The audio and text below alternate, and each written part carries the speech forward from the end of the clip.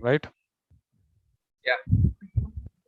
So it's your show, Isaac. If you can introduce yourself, and then please. Good morning, good afternoon, good evening, depending on where you are. I'm happy to be here, and thank you, Mediator, Vikram, for this opportunity. My name is Isaac from Ghana. I work as a programs coordinator at Institute of Paralegal Leadership Studies, and I also practice as a mediator as well. So I'm happy to be here to share with you the perspective of mediation in our culture and tradition relating to Africa and particularly in Ghana. So that is what I'm here to do today. I hope that is okay, Vikram. Yeah, perfect. As much as you want to tell us about yourself. Okay, thank you. Okay, so basically, this is how our presentation is going to be. I will take you through how our presentation is going to be. Vikram, a second, I want to share the live streaming. I hope you have started sharing on YouTube. Yes, I want to share so that other members can also watch us. Absolutely. Please tell them, give them the link of the YouTube channel. Okay. You have the link? Should I send it to you on WhatsApp? Okay, I have the link now. Yeah, so I'm going to share with them so that they can also watch what is happening here. Yes, I want to share so that other members can also watch us.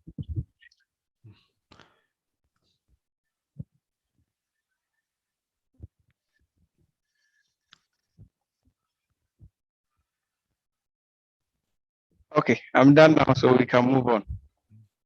Yeah. Okay, right. So this is how our presentation is going to be. First, we'll look at a few introductions. Then we'll look at overview of dispute resolution mechanism in some African countries. Then we'll look at dispute resolution in Africa. We'll look at outcome of online questionnaires, which I put out, and I team it as mediation as part of our culture and tradition as Africans to solicit views from members across Africa so that I can share with you as well. And we are going to also have mediation in Africa during colonization, and also mediation in Africa post-colonization, and also mediation in Ghana. Then we'll bring our discussion to a close. So I brought this picture to depict Africa and how Africa looks like. So this is just a picture to depict Africa. So when you talk of Africa, a lot of people still think that Africa is one, but Africa was constituted with a lot of families, which form the communities in Africa. Then each community in Africa was divided into clans, subgroups that form ethnic groupings among the African people. Then we have, for instance, in Nigeria, in the Yuroba land, it was divided into quarters. The Adugo in Oyo, Etin in Ijebu, and Edimi among the Ondo people. Then we come to Africa, Ghana. In Ghana, there are 5 main ethnic groups in the country. We have the Akans, then the non-Akans. We'll come to that later in the presentation. People live in large groups in kingdoms and also in states. So Africans were not just like people living in one place. They were kingdoms and they were states as well. So this is how our governance system used to be in Africa. There were empires and kingdoms in around 1600. For instance, Dahomey, which is now called Benin. Then the Asante Kingdom, which is now part of Ghana and part of Cote d'Ivoire, Togo, and Burkina Faso. Then we have the Buganda Kingdom, which is now Uganda. Then we have Oyo in Nigeria. So, and nation states were also there. For instance, Kanu in Nigeria. The Achems, when you come to Ghana, is the eastern region of Ghana. We have the Buyoros as well. Then we have the Asiphorous states, which is the people normally living, some of them are around the coastal areas and other things, such as the Gan people in Ghana. Then we have the Kalensi people around the northern part of the country. Then we have the Kokombes, Steve, and the Nues also living as Asiphros in the African states. So this was the indigenous Buganda kingdom in Uganda. So mediation in Africa, as if you see the picture, this is how we used to sit in Africa to resolve our disputes. So according to Adimoye, mediation is an old method of conflict management surrounded by secrecy. What it means by secrecy is confidentiality that mediation is surrounded by. Then from the definition, one could tell that mediation has been part of African culture and tradition. This is evident in our traditional symbols and short wise sayings, that is proverbs, that I'm going to take you through. So some of the African proverbs that depicts peaceful way of Africans living before the colonization, some of them are like this. If you offend, ask for a pardon. If you are offended, forgive. So this is one of the African proverbs. Then another one says that sticks in a bundle are unbreakable. So when it simply means that when we come together and work as a team, as a group, and lives in harmony, it will be difficult for somebody to break or come to us. Then another one says that if you want to go quickly, go alone. If you want to go far, then go together.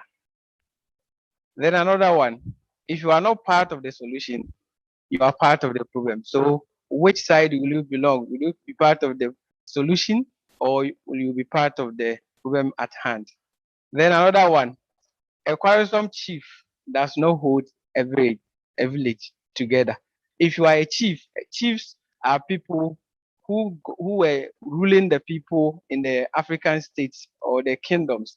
So if you are a chief and you are a quarrelsome or a chief who likes trouble, how can you leave the people or how can you hold the village or the people together? Then we come to some of the Ghanaian proverbs, that is in Twi, which says that Tikro Inkwejina literally means that one head or a person does not hold a council. So it means that it is not only one person that has the solution to every issue. So one person cannot be the language of everything. So one person discussing an issue with himself cannot be said to have held a meeting. So which also depicts some part of mediation in our culture. For instance, if you have an issue with somebody, you cannot sit down and do it by yourself. Then we need a group of people to hold the meeting. This proverb is similar to the English one that says two hairs are better than one. Then we come to the second one, which say that umenisuma minti na achimi enunam, which simply means that it is literally means that because of the blood, the dust of my eyes, that two antelopes work together. So if they are working together in harmony and there is an issue, it is better for one person to assist the other party to resolve.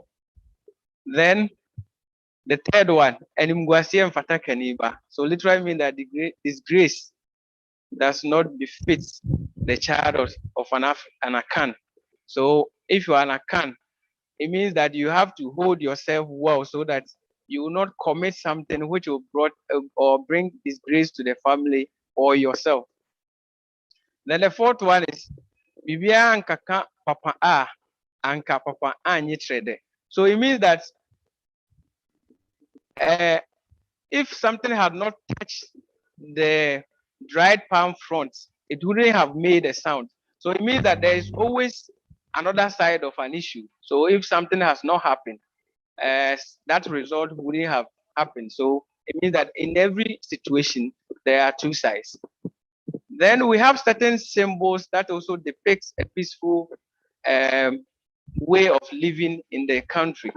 So for instance, like a symbol of a heart, which depicts that it represents love, unity, endurance, patience, tolerance, goodwill, and faithfulness.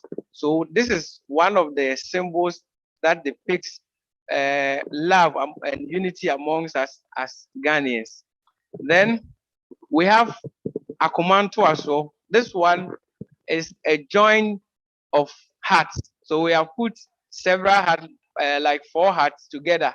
So which means that if we are able to put our hearts together, there will be an understanding. So icon of understanding.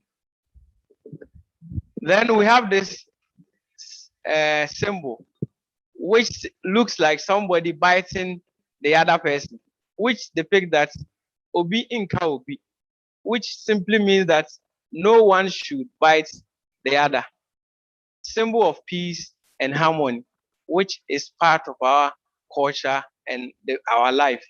Then I also look at some proverbs from our brothers in Nigeria, which say that our being in conflict does not warrant wishing each other's death.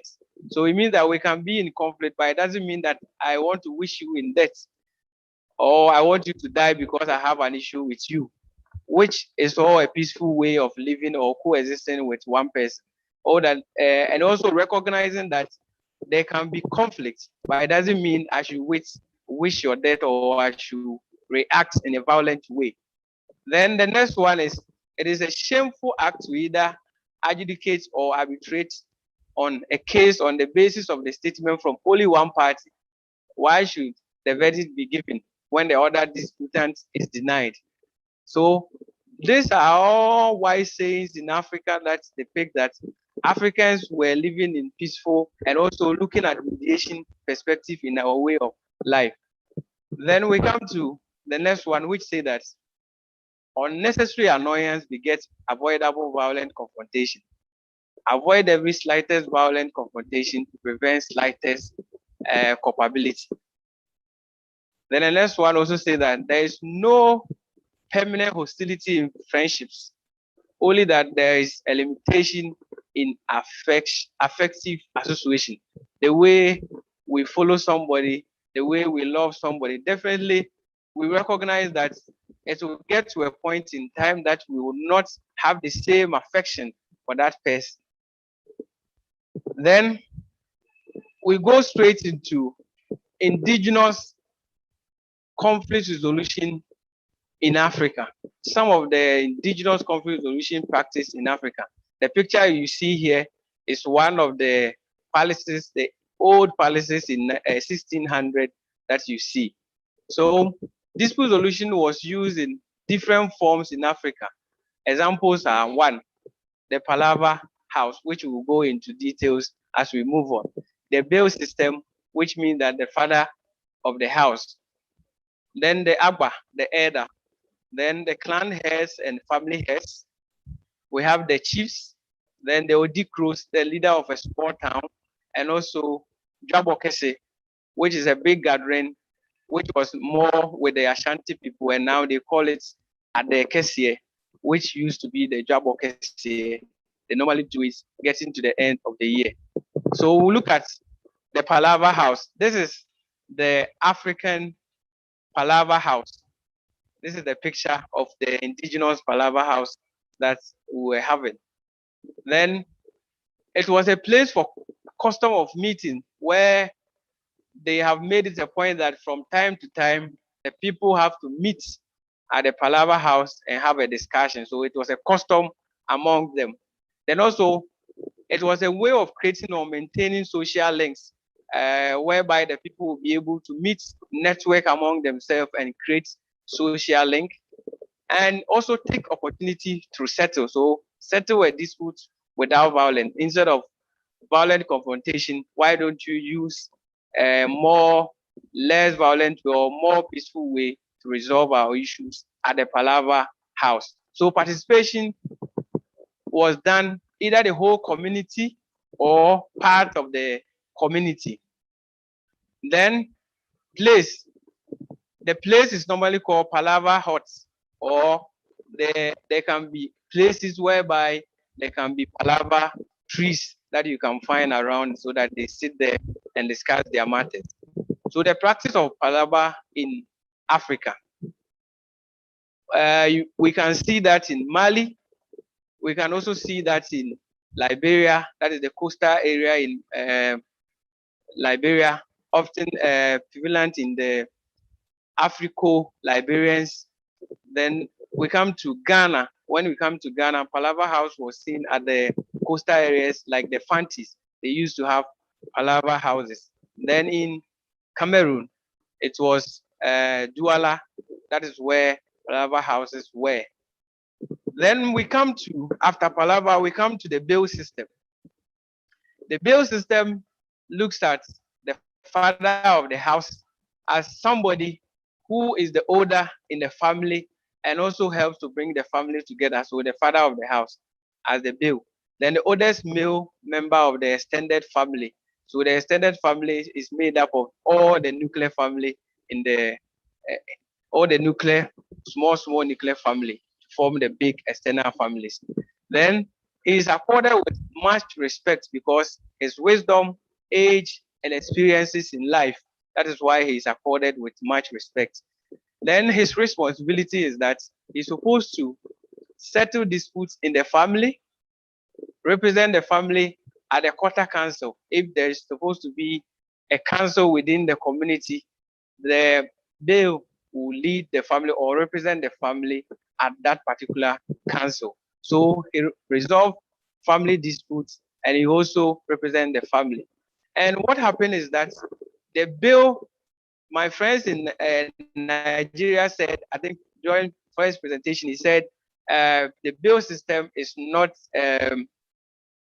mediation, but upon several reading, I think the Baale system is mediation because as the father of the house, you cannot judge between a disputing parties within the family. So you are when you are supposed to hold the family together. So I think it is more mediation that the Baale system or the Baale of the house will be doing than what may term as conciliation or arbitration. So I think the Baale system is mediation. So as I said here, as the father of the house, the Baale does not judge on dispute brought to him. Then we come to the Agba. The Agba is a respected age male or female in a given community in Yuroba land in Nigeria.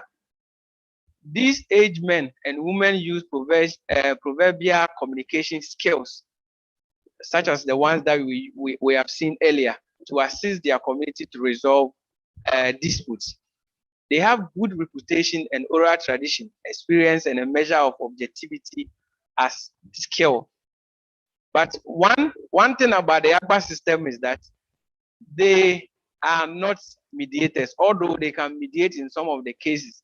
But because they are respected in the community as people who are wise in the community, normally people ask for their opinions rather than they assisting the people to resolve their issues. So at the Agba system, I agree with my brothers and sisters from Nigeria that the Agba system is not mediation. As for that, I agree with them.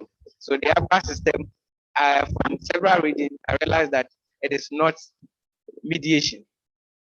Then we have clan heirs and family heirs. That is in Ghana. If you go to Nigeria, that is the Baale system. But if you come to Ghana, the clan heirs and the family heirs are similar with the Baale system. So these people hold the family together and also resolve issues among the family. So clan heirs resolve dispute among family members and mostly during funerals and family meeting. You know, in African traditions, when somebody pass away or there is a festival or funerals, we see them as an opportunity whereby the families who are living far away or have traveled out of town will come back to their respective communities or villages so that the family members can meet them and also the heirs of the families will resolve issues that might have arise during their relationships and other things so that they can bring their family together even before they bury the dead one, or sometimes even when somebody dies after the 40 days, the family meets and also discuss issues affecting the family. So family heirs or clan heirs normally serves as neutrals. So they sometimes act as mediators, but in some cases, they also act as conciliators as well.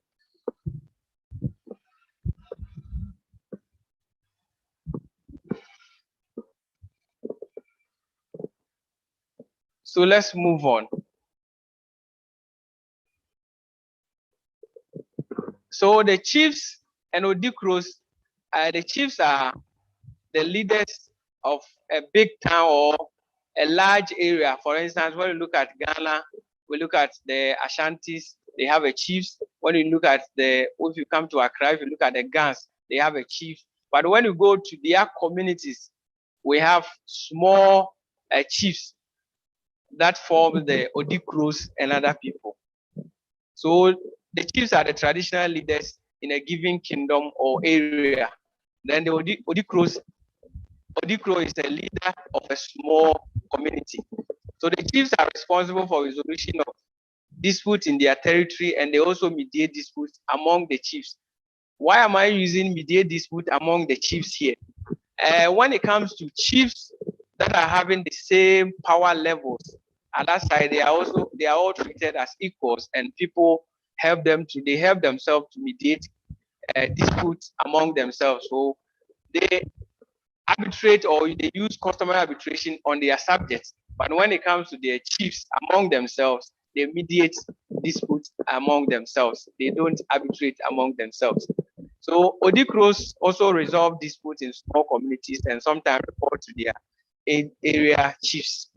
Then the chiefs use the traditional court through customary arbitration to adjudicate dispute, which is not mediation. It is more like arbitration. Then we have the Jabokesi, which is the big gathering, normally in the Asante tradition. As I said earlier, the Asante tradition was made up of the people from Cote d'Ivoire, Togo, Ghana, some part of Ghana, to form the Ashanti Kingdom. So getting to the end of every year, they will meet, that is called the Jabokese, to discuss issues confronting their territory and also help to resolve dispute among themselves. So, but now, if you look at the Ashanti tradition, it is called Adekese, getting to the end of the year, that the Ashanti people celebrate at the end of the year. So, having taken you through some of the things that were happening in African tradition and culture, I also put out the questionnaires that I wanted to sort views from people around Africa and also within Ghana to solicit their views on how whether they have participated in African traditional settlement before, or they have even heard about mediation and all that.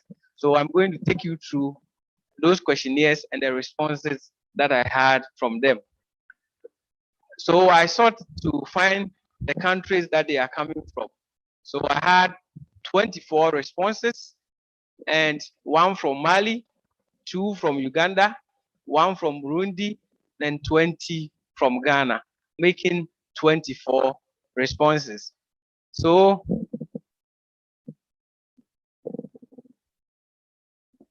secondly, I asked them to tell us about their ethnic groupings. So they were able to tell us. So we got to know that they have Akans, Ekuapems, Bantu, which is more from, I think, from Uganda, Ewe, Fanti, Ga, Norton, Tusi, Krobo. So this is the ethnic or the clans that the ethnic groupings that we had. Then we asked whether they can tell us their clans.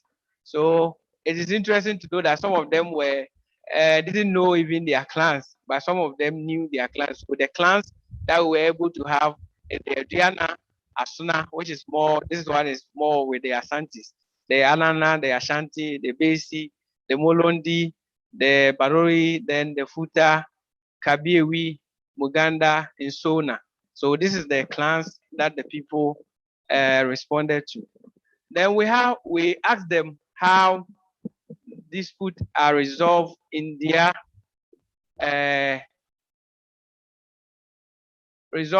clan.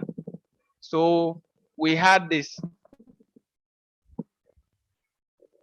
by meeting all the members to solve all problems in their community. So they said in their ethnic groups, they meet all the members within the ethnic group to resolve all the issues, the problems that they are having. Then this was an interesting one. Somebody said mediation.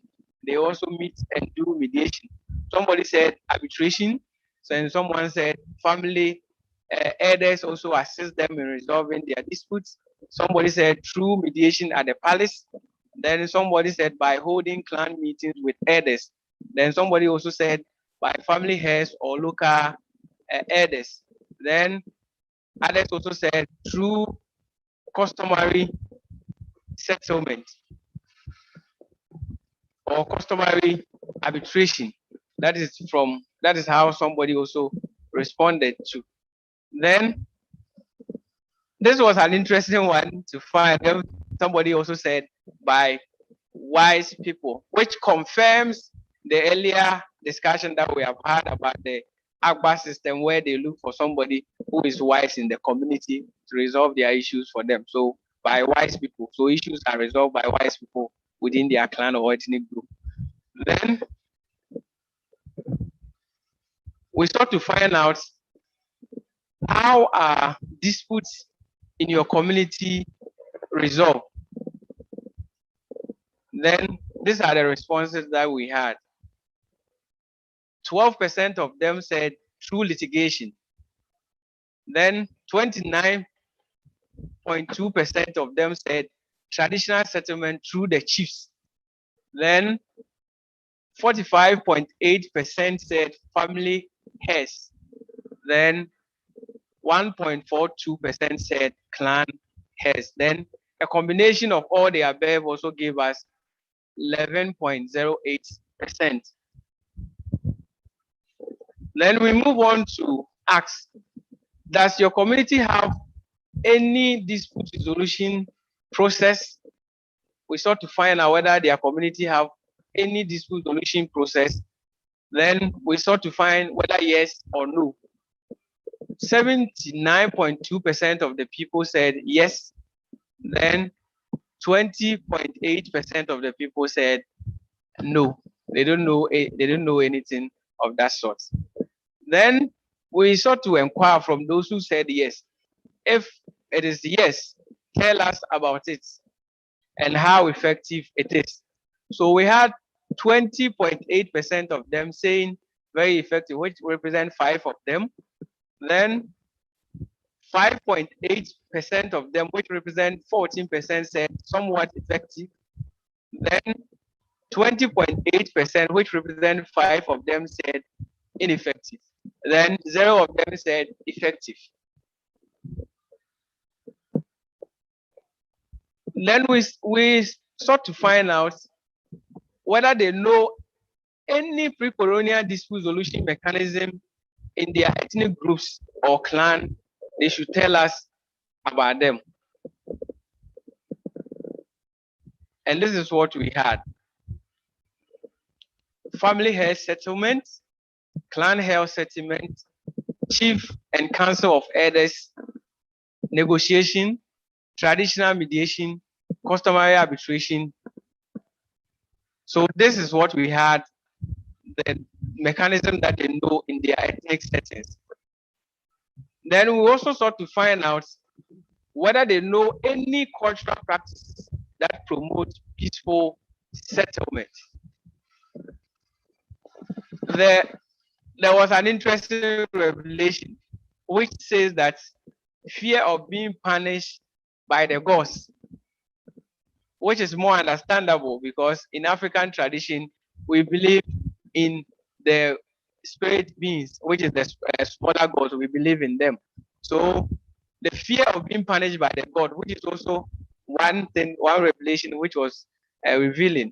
Then we got to know that festivals, intermarriages, marriages between different ethnic groups, then funerals, as I discussed earlier, then 40 days after the death of a family member, then settlement by community leaders. Then we sought to find out whether they have participated in a mediation before. 91.7%, which represent 22 of the people, said yes, they have indeed participated in mediation before. And 8.3%, which represent 2 out of the 24, said no, they have not participated, or they have not heard about mediation. They have not heard about mediation before. So this is interesting. If you have 22 out of 24 saying that they have heard about mediation, and 2 is saying that they have not heard about mediation, which is more encouraging. Then next, we sought to find out, if yes, tell us how it represents some of your cultural practices. We sought to find out whether if they have heard about mediation before. Does mediation represent anything within their cultural practices? Then they said festival basically foster peaceful relations among individuals involved and even the external community. Then another person said family has resolving issues among family members. Then clan has settling disputes. So they see these things as a way of mediation in their tradition. Then we find out whether they have participated in mediation before. Then this was also interesting one. 14 of the people, which represent 58.3%, said yes, and 10, which represent 41.7%, said no, they have not participated in mediation before. So we try to find out those who have participated in mediation before. They should tell us about how the process is and what went on in the process. So somebody said a man and a wife had an issue and the family head have helped to resolve it. So he said the family head helped to mediate the matter. Then another person also said it was faster.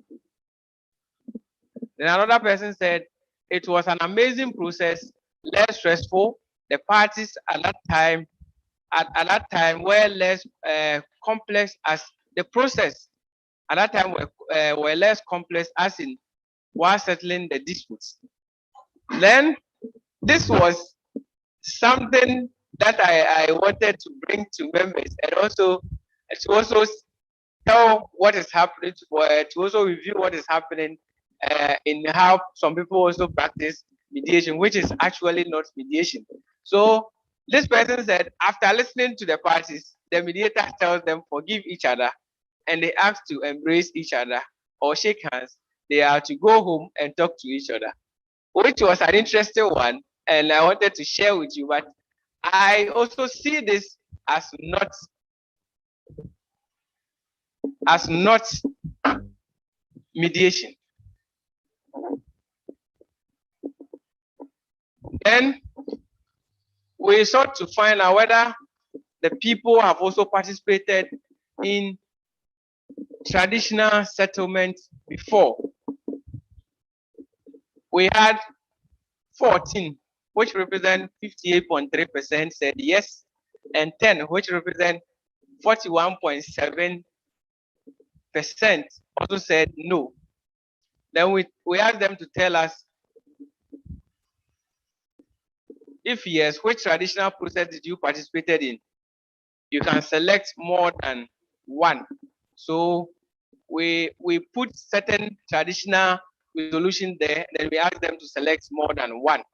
So 7 people said they have participated in Chief Baale settlement before. 8 of them said they have participated in clan head settlement before.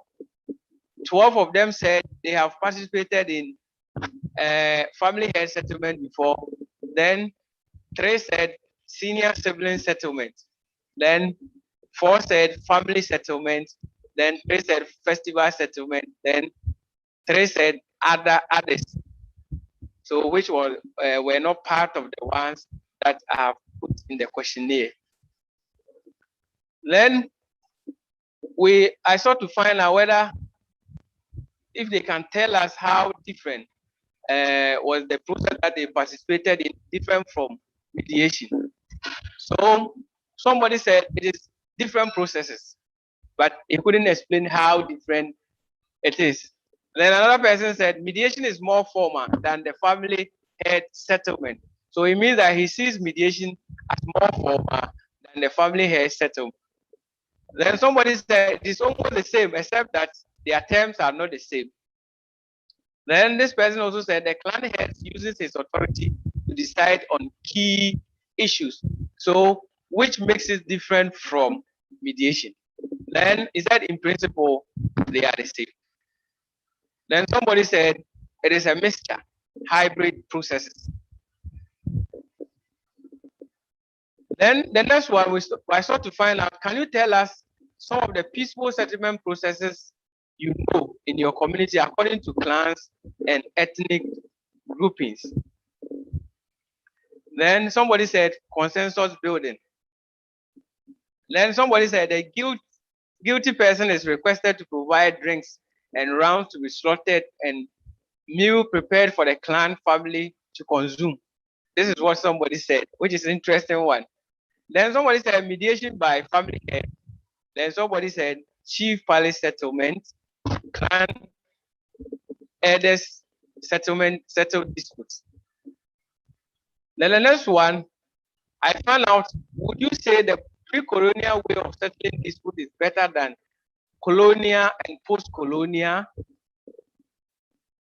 This is what I find. 14, which represent 58.3% of the people said yes. And 10 people, which represent 41.7% said no. So I sought to find out if yes, tell us why.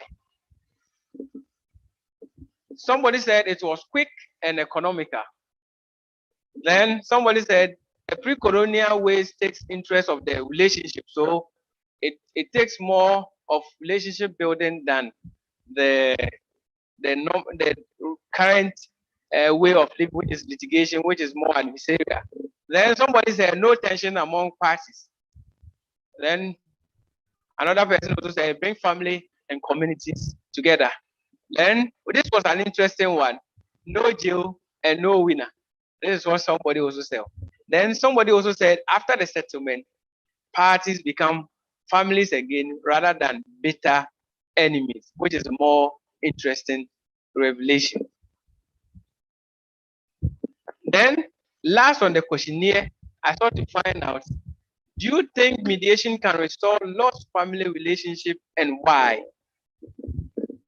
This is the outcome I got.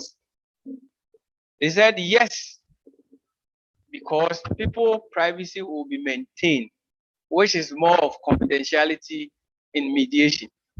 And somebody said yes, mediation will reduce bribery and corruption, as other school of thought have suggested that there is more corruption in litigation system, which mediation, the mediator does not decide. So how can you bribe the mediator? So this is another also school of thought. Then somebody also said, yes, due to the prominence of nuclear family system, we need mediation because now the extended family system is more breaking away because of the nuclear family system. So we need mediation to fill the gap to resolve certain matters which were earlier resolved by the family heads and clan heads. Then somebody said, yes, the family heads and clan heads are fading out. Then somebody also said, yes, because in mediation, the truth usually comes out. Since parties know that at the end of the day, there are no losers. So this is what I find during the questionnaires that I put out to have a discussion with you on. So this is the end of the questionnaires. So I'll now move on to why we move away from our cultural practices. Colonization comes into mind, or it comes into the picture as one of the ways that we move from our cultural practices and traditions. Then rural urban migration is also play part. Then also concentration on nuclear family system in recent times. Then loss of extended family system due to concentration on nuclear family systems. Then mixed cultural practices due to intermarriages and other things. Then another interesting factor that we have to also look at is whose method to use. Once we find ourselves with litigation, traditional court system, or local mediation. Once the Europeans came into colonization, whose method to use? Whether to use their litigation system, or we should use the African traditional court system, or we should use the local mediation, which in certain ways we're practicing at the Palaver houses. So this is where the missing link, which one to use. So when it comes to colonization, the French and the Portuguese and other European nations at the time had several motives of moving into South Africa and also the Dark Continent, which is the Africa. They were attracted by what Africa have, or the rumors of Africa that we have gold, copper, diamonds, and ivories. Then they also sought a southern route to India so as to also circumvent Arab traders, establish direct trade with the Asia. And the scramble of Africa was the period upon the arrival of the Europeans where they fought among themselves for control of the lands in Africa. The partition of Africa was the period the Europeans divided Africans among themselves between the 1984 and 1985. The partition of Africa also led to the formation of ethnic groups in Africa. For instance, we have Evers in Ghana, Togo, Benin, Moses, we have Moses, which we can find some in Ghana and also Burkina Faso. So whose method do we use, as I asked earlier, was also a matter of concern. Then we have Hutus and Tutsis in Rwanda, Burundi, Tanzania. Then we have Enzimes, some in Ghana, some in Cote d'Ivoire. So it was during the period of the scramble for Africa that the Europeans decided that they established a formal court to handle some of the trade disputes which arose among them with the Africans that they were trading with. The court acted as a trade dispute court, and since Africans were trading with the Europeans, they were bound to be trade disputes among them. So, you know, the focus of the court system in Africa was not even meant for the resolution of family disputes and other things. It was meant for the trade that Africans were having with the Europeans. But now it has become the order of the day. Litigation has become the order of the day. The Africans had their own traditional courts, other mechanisms to resolve disputes before the arrival of the Europeans, and mediation was part of it. So, overview of mediation in some African countries. So the question was, as I asked earlier, when there is a dispute between the African and the European, which of the courts will handle the dispute? The traditional court or the European courts? So, as put by Randy J. Sparks in 2014 in his book, Where the Negroes Are Masters, details the important role the Europeans played using the Palaver systems, an indigenous African dispute solution mechanism in which can said to be alternative dispute solution, which had negotiation, mediation, and other mechanisms in its broad spectrum. Then we look at the post-colonial, that is the after colonial, the wars in Africa in 1990. What happened? South Africa also instituted a system which was called the Ubuntu system, which we all know, Truth and Reconciliation Commission. They use the Ubuntu system to reconcile the families, the society, so that they can live together. Rwanda also used the Gacaca system, method of justice and forgiveness, which the courts, the normal court, were not given to them. So they also established another system called the Gachacha system to also assist them in resolving their dispute. Then DRC, Uganda, Kenya also use what we call the local peace committees. Then Mozambique also use what we call the purification system. Nigeria use the system of IE when they have their Niger Delta war and other things, the IE and the MBIA. The MBIA is more of hybrid system, which involves the European way of resolving and the African way, the combination of the two. Then from here, I'm going to focus on the local peace committee.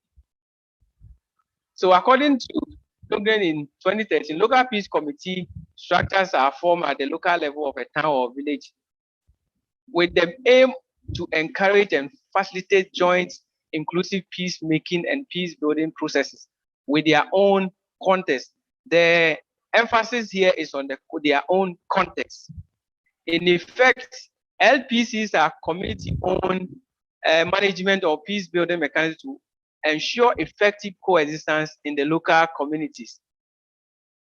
So the aim of forming the local peace committee were one, to keep violence down, to solve community problems, to empower local actors to become peace builders, and also enhancing government responsiveness. That is to enhance government responsiveness to communities that the government has been neglected or has been neglected by the government, and also to open a dialogue in a divided community.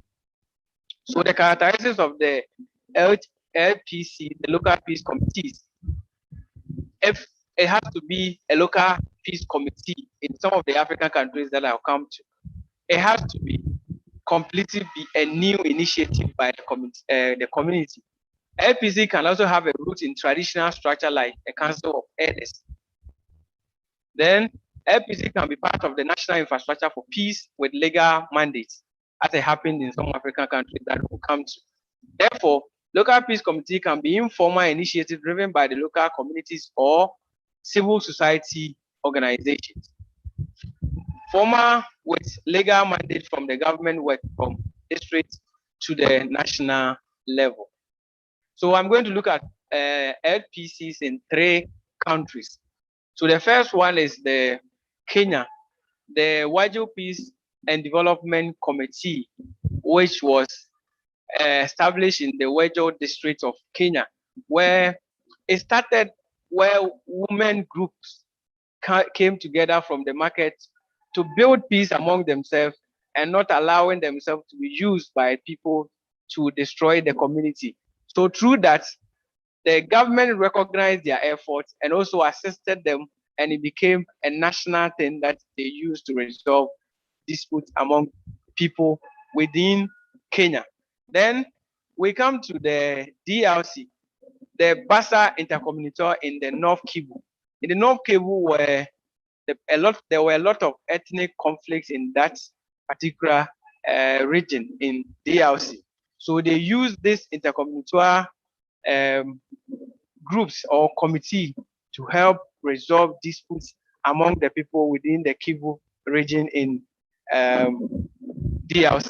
Then Uganda. The Uganda Peace Committee was established in Karamoja region in Uganda to assist the people within the community and also help them to relay information from the community to the government. So the peace committee were helping them to resolve their disputes and also acting as inter-community agency between them and the governments.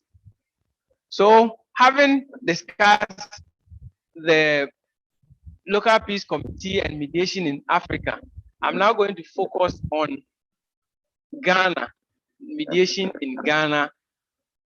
So I'm going to look at the background of Ghana for the people who don't know Ghana. Ghana is located in West Africa. It had its independence in March 1957. Estimated population for 2021 is 34 million. Sorry, there is mixing 1 0. There is 34 million. Then total land area of 238,540 square kilometers.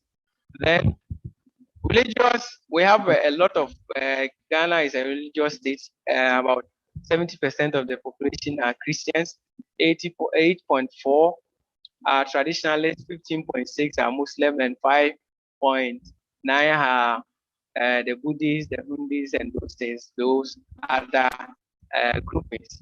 Then estimated literacy rates of 74.8%. We have 5 major ethnic groupings in the country, which is the accounts. When we talk about the accounts, it's not only the Ashantis. The accounts are made up of a lot of regions. It comes the Ashanti region, the Central region, Western region. They are all accounts people. We have the accounts. We have the Ebe. We have the Mo Dangwe. We have the Guans, the Ghana Dangwe, with about 94 language groups. So we have a lot of different languages in the country. So our mediation practice, Ghana is a pluralist state with which the common law interrelates with the customary law, so it works in hand.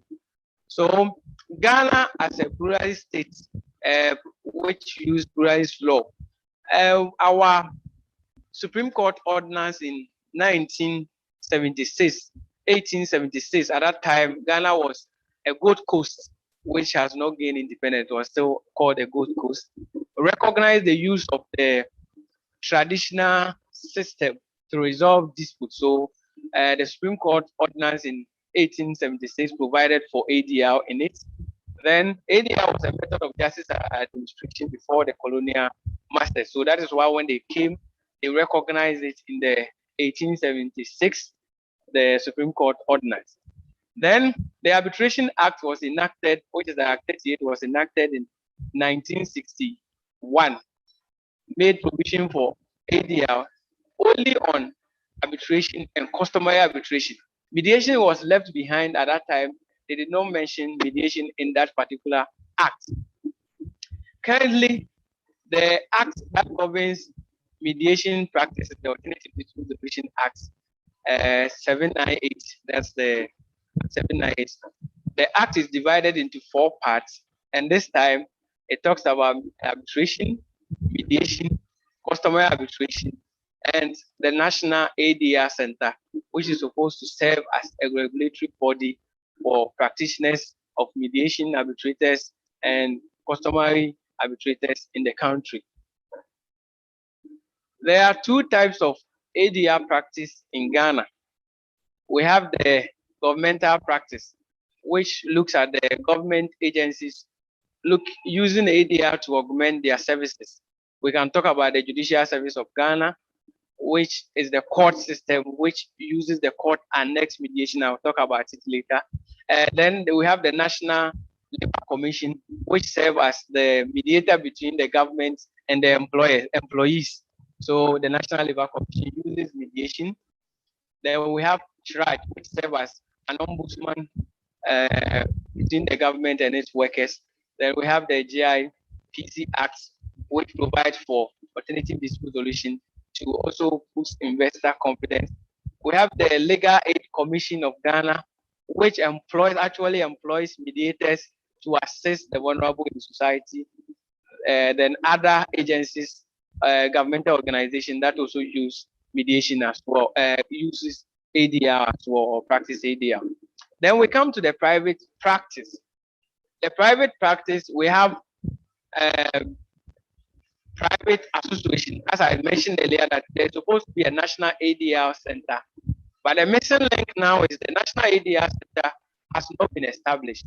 So now, because the national ADR center has not been established, private organizations have taken the practice up and are doing a lot in the countries.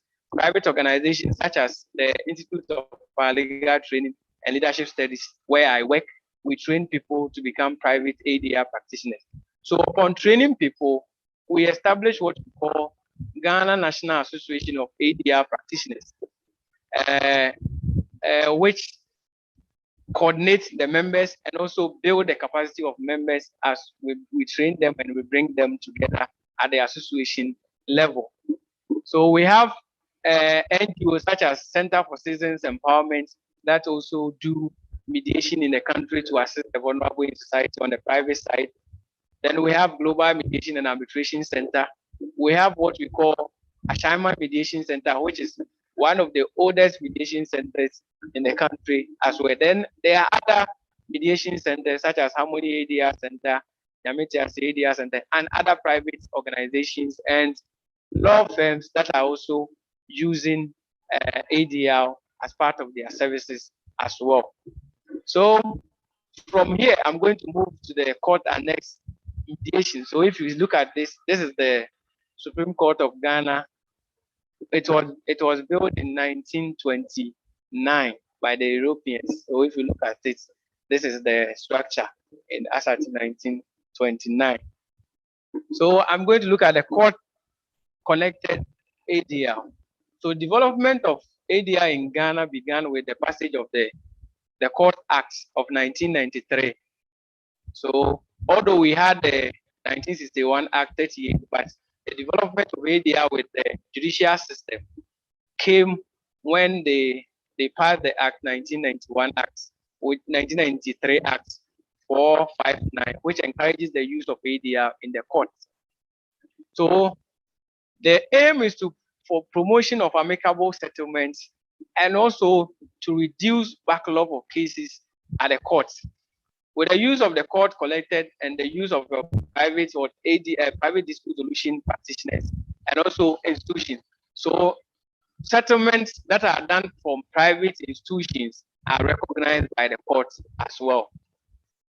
So in Ghana, not only the court annex mediation for all kinds of disputes, but they also recognize victim offender mediation in Ghana. With the passage of that act, it's also recognized victim offender mediation, which seeks to protect the interest of the victim.